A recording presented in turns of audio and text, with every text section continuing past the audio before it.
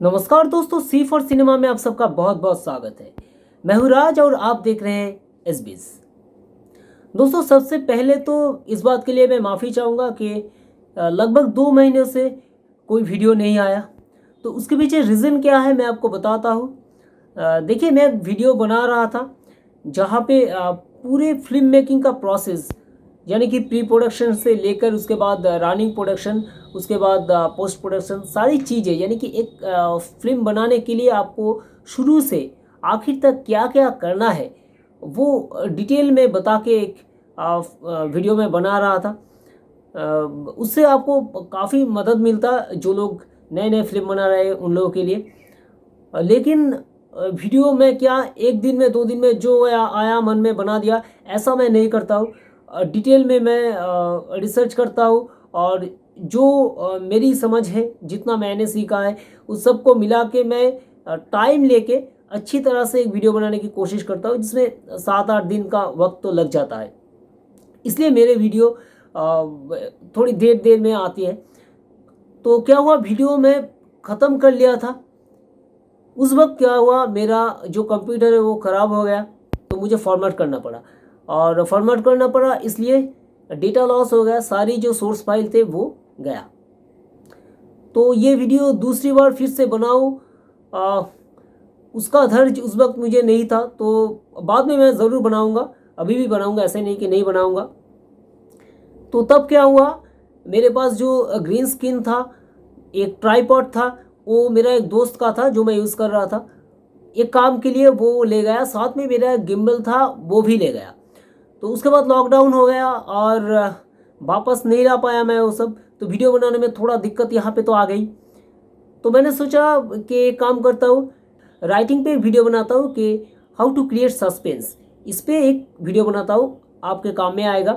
तो उस पर मैंने कुछ पढ़ाई वढ़ाई की और जो मेरी समझ थी उसके हिसाब से एक वीडियो मैंने बनाने की कोशिश कर रहा था।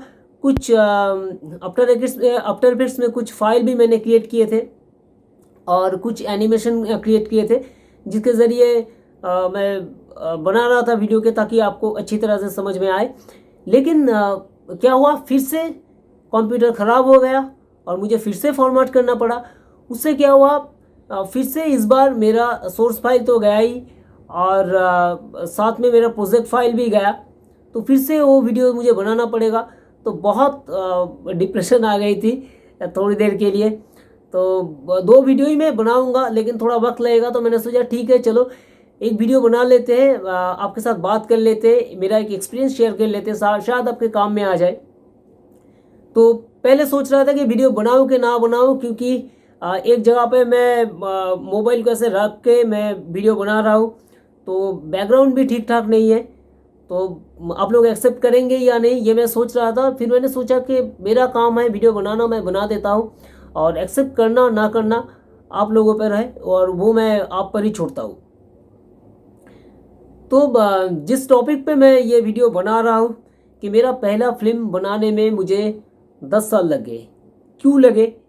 और जो लोग पहली फिल्म बना रहे हैं या दूसरी फिल्म बना रहे हैं, उन लोगों के लिए बहुत काम में आएगा ये वीडियो कि पहले फिल्म बनाने के लिए क्या आपको करना चाहिए, क्या आपको नहीं करना चाहिए, और क्या क्या चीज़ें आपको जानना होगा, करना होगा अगर जब आप पहली फिल्म बना रहे हैं। तो ये सब चीज़ें, ये सब सीख शायद आपको इस वीडियो में मिलेगी। तो दोस्तों, बात यह है कि ये 2009 की बात है, जब मैंने सोचा कि मुझे फिल्म बनाना है। तो तब मैं सिनेमैटिक्स लेकर पढ़ रहा था। तो मैंने मेरे सर को बोला कि मुझे फिल्म बनाना है। तो सर ने कहा अभी नहीं, 4-5 साल वेट कर लो और उसके बाद तुम बनाओ, अभी मत बनाओ। लेकिन मैंने सुना नहीं, मैंने कहा कि नहीं, अभी मुझे बनाना है फिल्म। तो मैं बंगाल में रहता हूँ और बंगाली राइटर है नारायण गांगुली, बहुत ही नामचीन राइटर है, और उनका एक कैरेक्टर है टेनिदा, उसका नाम है। तो वो बहुत ही यहाँ पे मतलब पॉपुलर है और बच्चों में बहुत ज़्यादा पॉपुलर है। तो मुझे बहुत अच्छा लगता है वो कैरेक्टर। और जब मैं बहुत छोटा था तब से मैं जो कहानी है उन पर वो मैं पढ़ता आ रहा हूँ। तो मैं उसी की एक जो स्टोरी है वो मैंने चूज़ की। उसके राइट्स ले लिए और फिल्म बनाने के लिए मैं मूव करना शुरू किया। लेकिन मैं नया था तो प्रोड्यूसर तो मुझे मिलने वाला नहीं था और मिला भी नहीं। तो मैंने सोचा ठीक है, कोई बात नहीं, चलो कुछ दोस्तों से मैंने मदद ली और मेरे पास थोड़ा बहुत जो पैसा था तो मैंने सोचा कि चलो शुरू करते हैं, उसके बाद देखते हैं कि आगे क्या होता है। तो मैंने कुछ आर्टिस्टों से बात की जिनको मुझे चाहिए था इस काम में, तो उनके साथ बात की तो हाँ कर दिए उन्होंने, क्योंकि स्क्रिप्ट जो मैंने लिखा था वो ठीक ठाक लिखा था, स्क्रिप्ट सबको पसंद आ गया तो एक्टर ने हाँ कर दिए। तो उसके बाद मैंने प्री प्रोडक्शन किया और 4 दिन की पहला एक शेड्यूल मैंने रखा और शूटिंग में मैं चला गया। दोस्तों, शूटिंग से जाने से पहले क्या होता है कि कुछ लोगों को आप में से पता है और कुछ लोगों को नहीं पता है। जिनको नहीं पता है मैं बता देता हूँ कि फिल्म बनाने के लिए आपको रजिस्ट्रेशन करवाना पड़ता है, एक कंपनी फॉर्मेशन करना पड़ता है, रजिस्ट्रेशन करवाना पड़ता है और उसके बाद कुछ प्रोटोकॉल्स है और उसके हिसाब से आपको एक टीम बिल्डअप करने पड़ते हैं। आप चाहे या ना चाहे उस प्रोटोकॉल्स के हिसाब से ही आपको टीम बिल्डअप करना पड़ता है। तो वो मैंने भी की और उसके बाद शूटिंग में मैं चला गया। 4 दिन की शेड्यूल था। अब वहाँ पे जाके क्या हुआ, देखिए, इताली की जो नामज़्यादा डायरेक्टर है क्वेंटिन तारांतिनो, उन्होंने एक बात कही है कि trying to make a feature film yourself with no money is the best film school you can do. यानी कि पैसे के बिना आप एक फिल्म बनाने की कोशिश कीजिए और ये आपके लिए सबसे अच्छा फिल्म स्कूल है जो आप अपने आप को प्रोवाइड कर सकते हो। तो तब ये बात मुझे पता नहीं था, ऐसा कुछ कहा है उन्होंने। तब बाद में मुझे रियलाइज़ हुआ जब मुझे पता चला ये बात कि उन्होंने ऐसा कहा है कि ये सही है। मेरे लिए तो बिल्कुल सही था, क्योंकि जब ठोकर खा के आप सीखते हो ना तो उससे अच्छी सीख कुछ नहीं होता है। ठोकर खा के सीखने से ज़्यादा सीख आपको कहीं पे नहीं मिलेगा। लेकिन दोस्तों, ये जो रास्ता है ना, बहुत ही मुश्किल का रास्ता है, बहुत मुश्किलों से भरी रास्ता है और मुझे भी नहीं पता था कि अगर मैं तब फिल्म बनाने जाऊंगा तो इतना ठोकर मुझे खाना पड़ेगा। अगर पता होता तो मैं नहीं जाता। तो मैं ये कहूँगा कि जानबूझ के आप भी इस रास्ते पे ना जाए। हाँ, अगर अनजान होके चले गए तो अलग बात है, वरना ना जाए, दूसरा रास्ता अपनाएं। तो चलिए वो उसके बारे में बाद में बात करते हैं। पहले ये बताते हैं कि शूटिंग में जाने के बाद क्या एक्सपीरियंस हुआ मेरा। तो शूटिंग में चला गया, उसके बाद मैंने देखा कि पहले दिन की शूटिंग में 2-4 घंटे के बाद ही मुझे ये पता चल गया कि जो मैं बनाना चाहता था वो कुछ भी नहीं हो रहा है। जैसा मैं शूटिंग करना चाहता हूँ वैसा कुछ भी नहीं हो रहा है। कुछ ना कुछ प्रॉब्लम हर एक जगह पे है। या तो लोकेशन में कोई खामियां है, कोई प्रॉप्स ठीक से नहीं मिल रहा है, आर्ट डायरेक्टर उसका काम ठीक से नहीं कर रहा है जैसे मैं चाह रहा हूँ, ना तो सिनेमाटोग्राफर ऐसा काम कर रहा है, कोई भी नहीं। अब मुझे लगा क्या मैं कम्युनिकेट नहीं कर पा रहा हूँ। जो काम मैं चाहता हूँ वो मुझे करना आता है, वो काम मैं इन लोगों से करवा नहीं पा रहा हूँ। क्यों? पहले दिन की शूटिंग के बाद मैंने रियलाइज किया कि ये काम उतना आसान नहीं है। तो सब कुछ उलट पुलट हुआ, तो मैंने कुछ भी सही नहीं हुआ, पैसे पानी की तरह बहने लगा, तो कुछ भी वहाँ पे सही नहीं हो रहा था। तो मैंने सोचा मेरे हिसाब से कुछ हो नहीं रहा है। तो 3 दिन के बाद मैंने शूटिंग बंद कर दिया और मैंने रियलाइज किया कि आपको अगर शूटिंग करना आता है, आपको फिल्म बनाना आता है, इतना ही काफ़ी नहीं है एक डायरेक्टर बनने के लिए। एक बहुत ज़रूरी चीज़ है मैन मैनेजमेंट, वो आपको आना चाहिए। अगर आपको फिल्म बनाना है, डायरेक्टर या प्रोड्यूसर बनना है, तो मैन मैनेजमेंट आपको आना ही चाहिए। क्योंकि देखिए, एक 50 या 60 या 70 लोगों का एक यूनिट होगा जहाँ पे आपका फिल्म है, आप जैसे इमोशन के साथ सोचेंगे बाकी लोग ऐसे नहीं सोचेंगे। यहाँ पे क्या होता है कि 90 से आप देखेंगे कि 90% लोग जो आते हैं उनका ये प्रोफेशन है और वो पैसे के लिए आते हैं कि अपना शिफ्ट निकल जाए, बस मुझे पैसा लेना है और जितना काम मुझे कहा जाए, जितना मिनिमम जितना काम करना होता है वो करते हैं वो, बस उससे उससे ज़्यादा वो कुछ नहीं करते। और हाँ, कुछ लोग आपको मिल जाते हैं जो दिल से काम करते हैं, दिल से चाहते हैं कि फिल्म अच्छा बने, तो वो दूसरी बात है। इन बाकी लोगों से उनका 100% आप कैसे निकालें? अगर नहीं निकाल पाएंगे तो फिल्म अच्छा नहीं बनेगा, क्योंकि हर एक का 100% कंट्रीब्यूशन चाहिए। और यहाँ पे क्या होता है कि क्लश भी होता है, क्योंकि 60-70 लोगों की यूनिट है तो हर एक की सोच अलग है। तो आप एक को सपोर्ट करेंगे तो दूसरा रूठ जाएगा, दूसरे को सपोर्ट करेंगे तो तीसरा रूठ जाएगा, करें तो क्या करें। और जब आप पहले पहले काम करने जाएंगे तो एक्टर भी आप लोगों आपसे सीनियर होते हैं, एक्टर लोग आपसे सीनियर हैं, तो वो लोग अगर कुछ कहेंगे तो आपको मानना पड़ेगा। वहां पे आप कैसे अपने बात रखें, कैसे आप जो चाहते हैं वो काम सबसे निकल आए, ये एक बहुत ही कठिन काम होता है। तो उसके बाद 2 साल तक मैंने काम नहीं किया कि वहाँ पे क्या हुआ, मैंने जितना सोचा था उससे बजट एक्सटेंड कर गया। 3 दिन के बाद शूटिंग तो मैंने रुकवा दी, लेकिन जो पैसा जहाँ पे चुकाना था उतना पैसा मेरे पास नहीं था। तो मैं और मेरे कुछ दोस्त रुक गए और बाकी दोस्तों से मैंने फ़ोन किया तो उन्होंने पैसे भेजे, तो फिर मैंने सारे पैसे वहाँ पे चुकाए। और दूसरे दिन, उसके 1 दिन या 2 दिन के बाद मैं और मेरे साथ जो 1-2 दोस्त ठहरे हुए थे वो लोग वापस आए। इसके बाद 2 साल तक मैंने काम नहीं किया। हाँ, वो स्क्रिप्ट जो मैंने लिखा था वो सबको पसंद आया था, इसलिए कुछ स्क्रिप्ट के काम मुझे मिलने लगे, तो दूसरे के लिए मैं लिखने लगा। तो कुछ स्क्रिप्ट के काम मुझे मिलने लगे तो दूसरे के लिए मैं लिखने लगा और कुछ असिस्ट भी की। उसके बाद 2012 में जाके मैंने फिर से शूटिंग शुरू की और उसके बाद मैंने काम किया, उससे जो पैसा मिला, दोस्तों से मदद मिला, तो वो ऐसे फंड आए और 2 दिन 4 दिन करके शूटिंग करके फिल्म ख़त्म किया हमने। और उसके बाद एडिट, डबिंग, वो सारी चीज़ भी जो हम लोगों को थोड़ा बहुत आता था वो हमने किया और धीरे धीरे करके फंड इकट्ठा किया और काम किया।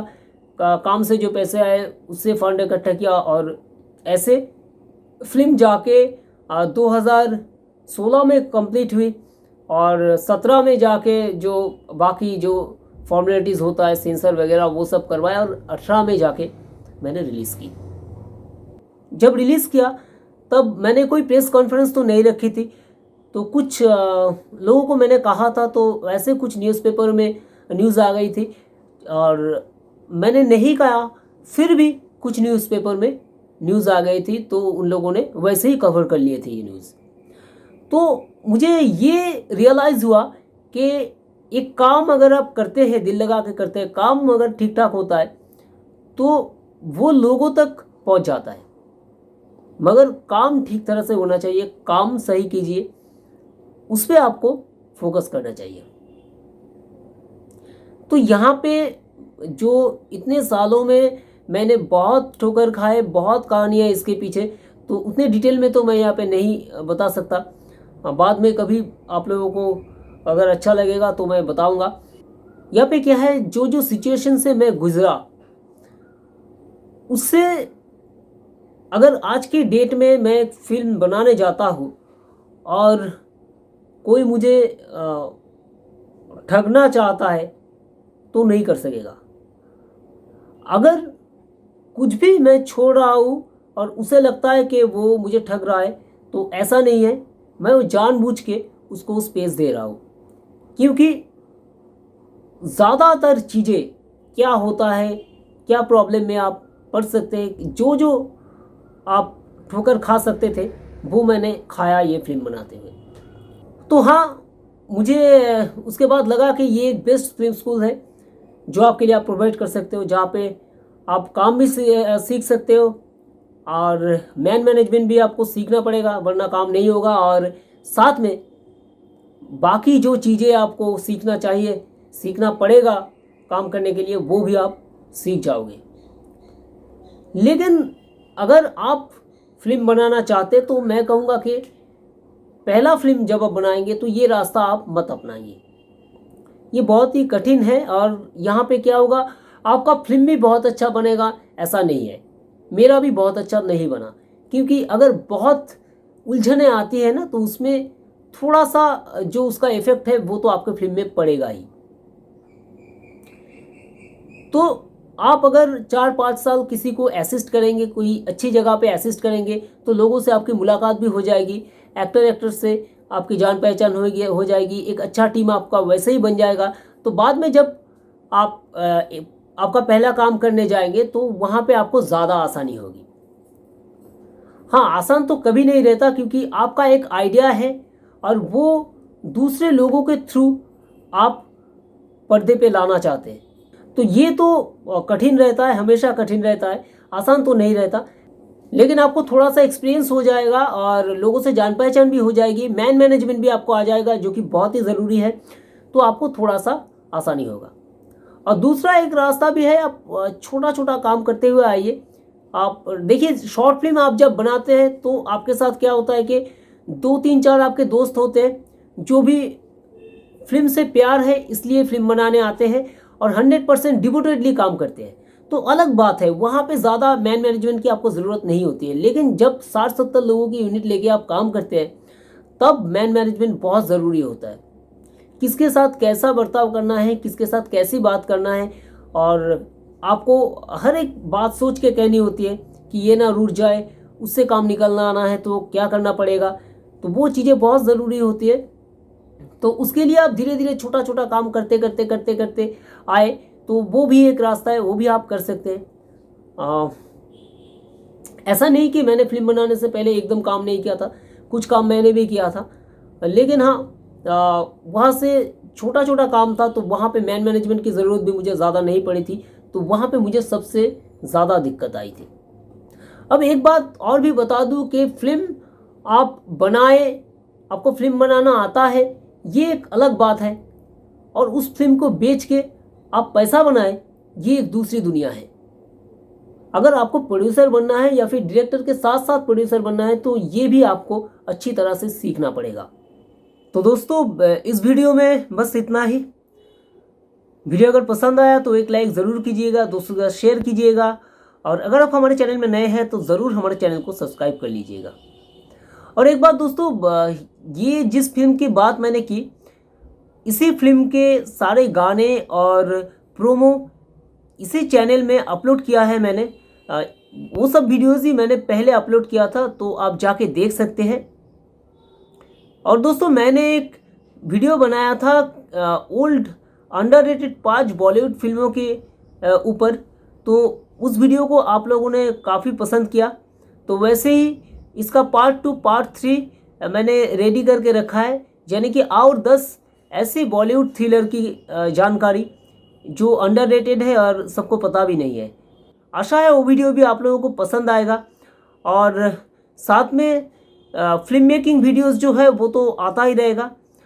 एक तरह से ये जो अच्छे अच्छे फिल्मों की लिस्ट मैं आपको प्रोवाइड करता हूँ वो भी फिल्म मेकिंग से जुड़ा ही हुआ है, क्योंकि अगर आप एक फिल्म लवर है, फिल्म देखना पसंद करते हैं, तो वो तो बहुत अच्छी बात है, लेकिन साथ में अगर आप फिल्म मेकिंग सीखना चाहते हैं, फिल्म मेकर बनना चाहते हैं, तो भी फिल्म मेकिंग सीखने के साथ साथ आपको बहुत सारे फिल्में देखना भी पड़ेगा, क्योंकि उससे आपको आपका एक्सपीरियंस बढ़ता है, किस फिल्म में किस ढंग से कहानी को कहा गया है और कैसे फिल्म को बनाया गया है, किस तरह से सारी टेक्निकल और एस्थेटिकल चीज़ें आपको धीरे धीरे पता चल जाता है, और आप कहानी में खोए रहते हैं, लेकिन वो धीरे धीरे आपको सारी सीख आपको मिल जाती है अगर आप फिल्म देखते हैं तो जो अच्छे अच्छे डायरेक्टर हैं उनके सारे फिल्में तो आपको पता ही है, बहुत लोग आपको बता देंगे, आपको, आप जानते ही होंगे, आप देखते भी हैं वो सब फिल्में, लेकिन साथ में ये जो अनकॉमन फिल्में हैं जो अच्छे हैं तो वो लिस्ट में प्रोवाइड करता हूँ, वो भी ज़रूर देखिए। और एक बात दोस्तों, जब मैं देखता हूँ कि वीडियो आप लोगों ने देखा है, लाइक किया है, तो बहुत अच्छा फीलिंग होता है, बहुत अच्छा लगता है। जब देखता हूँ कि नोटिफिकेशन आया है कि नया किसी ने हमारे चैनल को सब्सक्राइब किया है, तो बहुत अच्छा लगता है, इतना अच्छा फीलिंग होता है कि जुबान से मैं वो बयां नहीं कर सकता। तो ऐसे ही प्यार देते रहिए, सपोर्ट करते रहिए हमें, आपका सपोर्ट मिलेगा तो चैनल अभी हमारा मोनेटाइज नहीं हुआ, लेकिन मोनेटाइज हो या ना हो वीडियो आता रहेगा, अगर आपका सपोर्ट ऐसे ही मिलता रहा तो, आपका प्यार ऐसे ही मिलता रहा तो प्यार देते रहिए, प्लीज़ हमारे साथ रहिए। मिलते हैं अगले वीडियो के साथ, तब तक के लिए take a very good care of yourself.